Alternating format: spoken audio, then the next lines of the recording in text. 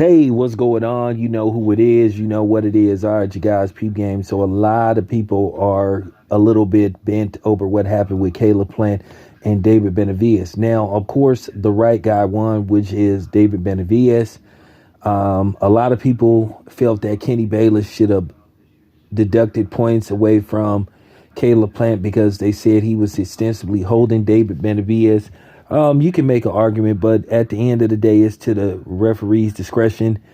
David Benavidez just basically looked like he was about to get the stoppage, and he just couldn't get the stoppage because, he complained that Kenny Bayless didn't do his job. David Benavidez fought a great fight. Like I said, he pretty much controlled the second half of the fight. It took him a minute to try to, figure out Caleb Plant because Caleb Plant was on his bicycle a lot going backwards. He had a good game plan to basically try to get in and get out. But the problem was, a lot of the backpedaling.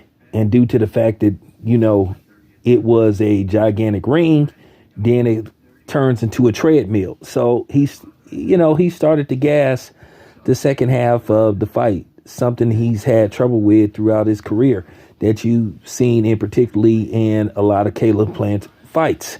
That's been a bit of an Achilles heel for him, fading in the second half of the fight. But with that being said, Kenny Bayless is a good referee, but, just like, all referees, eventually they drop the ball. Jack Reese has dropped the ball. Russell Mora has dropped the ball several times, but, nevertheless, at the end of the day, David Benavidez was the right guy to get the W. The right guy won the fight. I know people want to see guys get stoppages and all that kind of stuff, but, nevertheless, he dominated toward the second half of the fight. So I understand where people was coming from. I don't think it's a big issue because I thought David Benavidez's performance last night was impressive enough to where you want to see him in big fights. He made adjustments.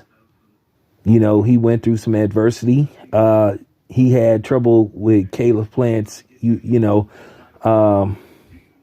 movement, but he started to walk him down.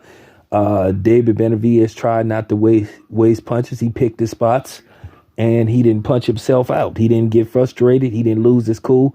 He was patient. He showed his ring IQ as well as his, his speed and his power.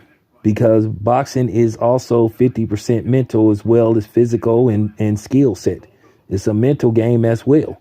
So, that's my thoughts.